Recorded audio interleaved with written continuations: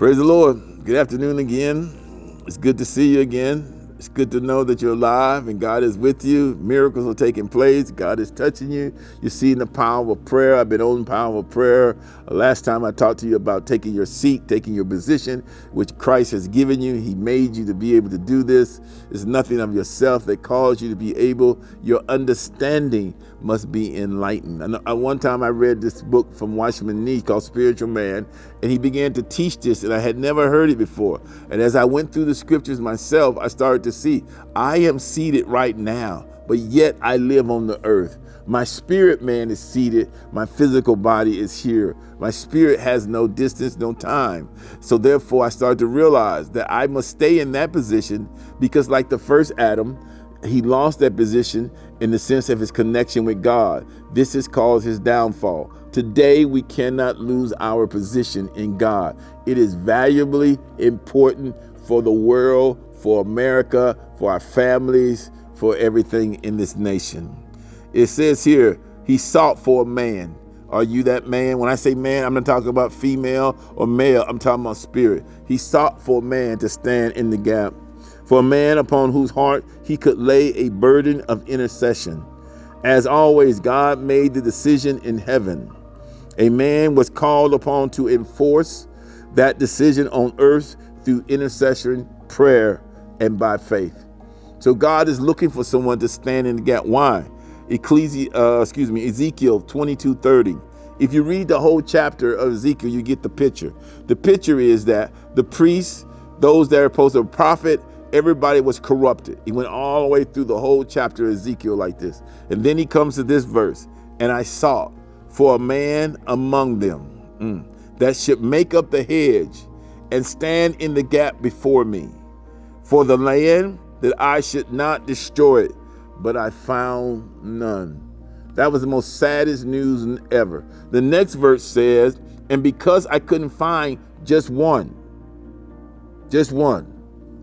he said, then I had to recompense to them their own reward. Whatever they did, I had to give them. And God looks for those who will intercede. God looks for those who would pray. God looks for those. Why? Because his desire is not to destroy. Israel was really rebellion with Moses. They were always murmuring. They were always complaining. It was their never act. But God was getting ready to wipe them out. And Moses stepped into intercession and said, but God, they would say this about you. You couldn't bring them out and deliver them. They would say this. Moses began to remind God of what he said about the people. Now, this is so important for us to understand. What has God said about America? What has he said America was supposed to be? What did he speak to the pilgrims? Do you remember? Do you even know? Because this is what God is looking for in your time of intercession, to remind him of it, so he will not destroy. He will not recompense to them what they deserve.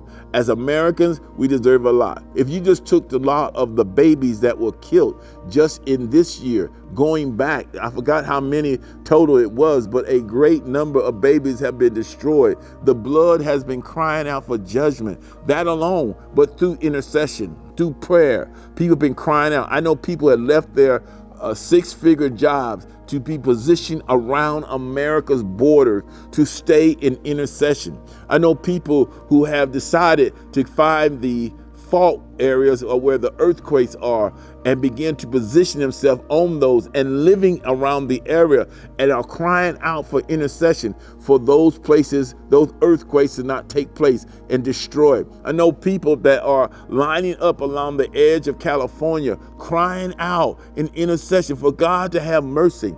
I have known this one intercessor one time said, I've been praying to God for God to judge America. And I turned around and told them, I said, well, aren't you in America? So you will get the same judgment. I think you need to change your prayer. They changed their prayer to start having mercy. But it's time sometimes. I hear Pastor all the time say this, that we need to be crying out for mercy. We need to be reminding God of what he said about this great nation. This is still a great nation, even though we have our problems, the things we need to get solved, things we do need to get fixed.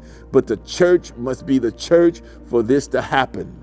Even the founding fathers said this about the Constitution.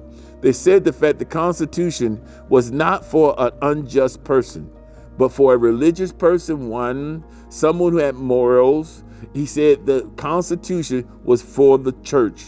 Isn't that something? They said the church is the key element for the fulfillment of the Constitution to be fulfilled in our land. We need to start looking at some things and start looking back at some things and start realizing some things that the God of our salvation is calling us forth to bring to his remembrance what he said about this great nation. This is a great nation. I don't care how bad it looked. You have to be able to look past the obvious and see where the demons are moving and see what God is doing. God bless you. I hope you're able to do that.